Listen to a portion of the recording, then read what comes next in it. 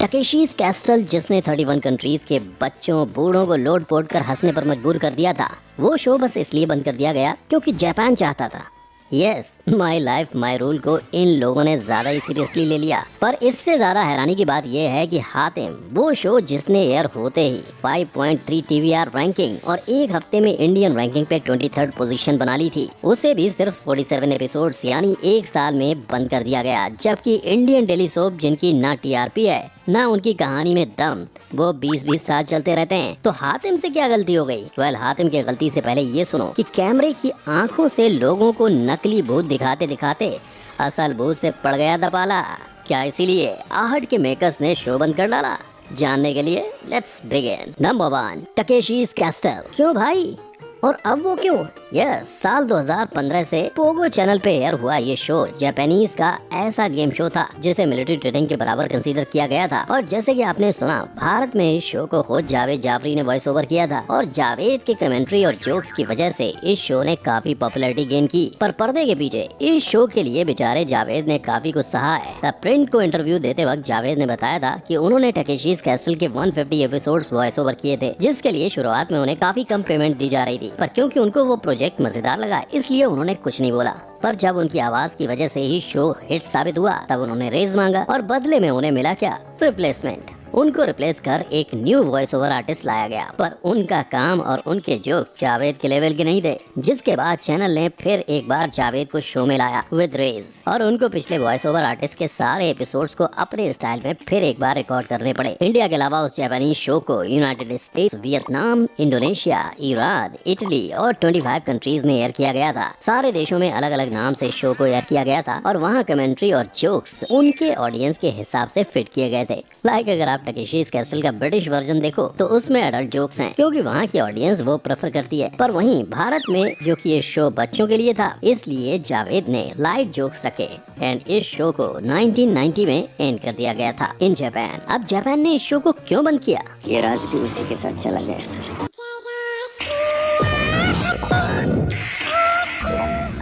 कैमरे की आंखों से लोगों को नकली भूत दिखाते दिखाते असल भूत से पड़ गया था पाला। क्या इसीलिए मेकर्स ने शो बंद कर डाला?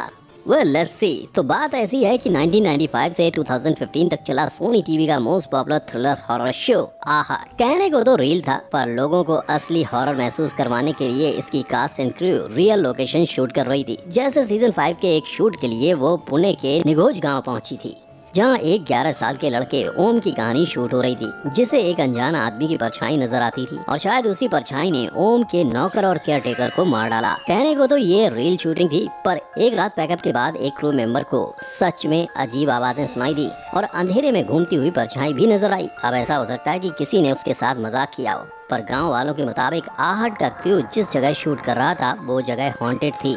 यस, पर अफसोस इस शो के मेकर्स ने हॉन्टेड हादसे से डर कर नहीं, शो की घटती हुई TRP के घन चक्कर में शो को बंद किया था। वो TRP जो पहले और चौथे सीजन को तो मिली थी, पर 2, 3, 5 और 6 सारे ही सीजन में एवरेज से भी नीचे गिरी हुई थी। शो के आखिरी सीजन को इंडिया टीवी की विनीता कुमार और हिंदुस्तान टाइम्स की श्वेता कौशल ने तो सिर्फ 2 रेटिंग्स दिए थे।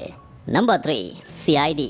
और यही ACP प्रद्युमन इस बात का पता नहीं लगा पाए कि आखिर उन्हीं के शो के साथ ऐसी कौन सी गड़बड़ हो गई थी कि उसको बंद कर दिया गया। 1998 से शुरू हुए इस डिटेक्टिव थ्रिलर शो ने 90s के हर बच्चे को टीवी के साथ ऐसे चिपका दिया था मानो फेविकोल का मजबूत जोड़ हो।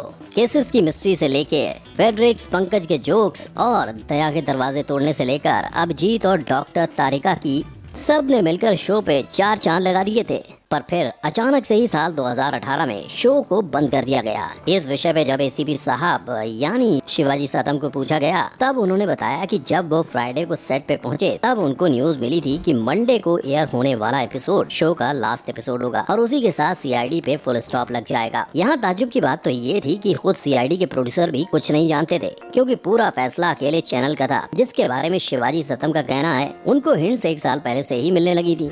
A few months or a year, slowly there was just a feeling that we were being, pushed back. क्योंकि साल 2017 से शो को 10 बजे से 10:30 बजे किया गया था और फिर 10:30 से 10:40 किया। उसके बाद 11 PM कर CID को लेट नाइट शो बना दिया था। इससे हुआ ये कि व्यूअर्स घटते गए, TRP गिरती गई और फिर शो और हमारे खुशियों पे फुल स्टॉप लगा दिया गया। नंबर 4, शाका लाका बूम बूम। ये है शकलाका बूम बूम का संजू।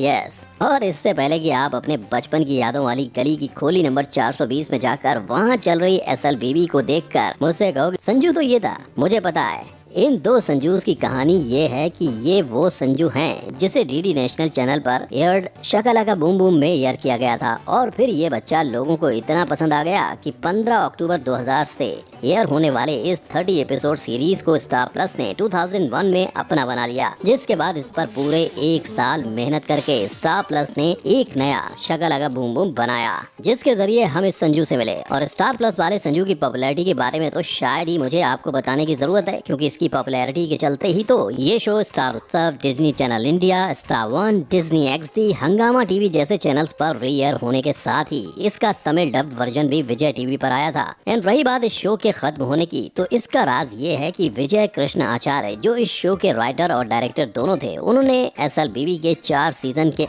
आगे की कहानी शायद सोची ही नहीं। इसीलिए फर्स्ट सीजन में संजू और पेंसिल, सेकेंड सीजन में झुमरू, थर्ड सीजन में संजू, शान एंड मैजिक स्कूल, जादू, हाई, और फोर्थ सीजन में 2022 के टाइम ट्रेवल की कहानी खत्म करके शकलाका बूम बूम की कहानी भी खत्म हो गई। और अगर आप इस कहानी को एक बार फिर देखना चाहते हो तो डिज्नी प्लस हॉटस्टार पर आपको इसके 3 सीजन मिल जाएंगे। नंबर 5, हातिम। बस 1 साल में सिर्फ 47 एपिसोड्स की मदद से हम सबका दिल जीत लेने वाला अगर कोई लो बजट शो था तो वो था स्टार प्लस पर ये शो। तब इतना फेमस हुआ था कि 26 दिसंबर 2003 को ये शो एयर हुआ, और उसी दिन इस शो ने सारे रिकॉर्ड तोड़ 5.3 की TVR रैंकिंग और वीकली इंडियन रैंकिंग्स पे इस शो ने 23rd पोजीशन बना ली थी। और इतनी पॉपुलैरिटी गेन करने का कारण ये था कि सास बहू के एरा में हातिम के डायरेक्टर अमृत सागर एक ऐसा हिस्टोरिकल शो लाए थे जो 6th सेंचुरी के यमन के अरेबियन प्रिंस हातिम अल ताई पर बेस्ड था। इस शो में हातिम का रोल राहिल आजम ने निभाया था, और उनका साथ दिया होबो का कैरेक्टर प्ले करते हुए कीकू शारदा ने। अब अगर आपको याद हो तो शो का मेन प्लॉट ये था कि दज्जाल नाम के विलेन ने एक लड़की को पत्थर की मूर्त बना दिया था, और उसी की जान बचाने के लिए हातिम ने एक लंबा सफर तय किया था। इस सफर पे उसको लड़की के साथ साथ दुनिया को बचाना होता है, और उसको 7 महीने में 7 सवालों के जवाब देने होते हैं। बस एपिसोड 47 में वही हुआ। हातिम अपने लास्ट सवाल का जवाब दे देता है, लड़की के साथ साथ दुनिया को बचा लेता है, और ऑब्वियसली विलेन दज्जाल का भी सर्वनाश हो जाता है। सो बस वही कहानी खत्म हो जाती है, और कहानी नहीं बची तो शो कैसे आगे बढ़ेगा। तो बस 12 नवंबर 2004 को शो का भी वही हो जाता है। टाटा बाय बाय, खत्म। नंबर 6, सोनपरी। इस टाइटल ट्रैक को 90s के किड्स ने गला फाड़ फाड़ के नहीं गाया तो उन्होंने क्या खाक बचपन जिया। पर the whole country of the system ये है कि शायद ही किसी ने ध्यान दिया कि आखिर ये शो टीवी से कहाँ बट लिया है ना। वेल, इसका रीजन है शो की कहानी खत्म हो जाना। नहीं समझे? देखो, आज टीवी चैनल्स के लिए शोज की TRP इतनी ज्यादा मायने नहीं रखती। शो की स्क्रिप्ट अगर खत्म भी हो जाए तो उसमें एपिसोड पर एपिसोड जोड़कर शो चलते जाते हैं, फिर भले ही उस शो की कहानी का कोई सेंस बन रहा हो या ना बन रहा हो। पर आज से ऑलमोस्ट 1 दशक पहले, यानी 23 नवंबर 2000 से लेकर 1 अक्टूबर 2004 तक चलने वाले शो सोनपरी के वक्त की बात कुछ अलग ही थी। उस दौर में मेकर शो की TRP पर रोने के बजाय नए और पॉपुलर शोज देने में भरोसा रखते थे। अभी तो जैसे ही कोई स्टोरी खत्म होती थी, लोग उन्हें अलविदा करके नए शोज की तैयारी में लग जाते थे, और ऐसा कई शोज के साथ हुआ। एग्जाम्पल के लिए कृष्णा का करिश्मा ही ले लो। American TV series small wonder का वो हिंदी वर्जन जो 24 जनवरी 2003 से 16 अप्रैल 2004 तक सिर्फ 65 एपिसोड के बाद खत्म हो गया था।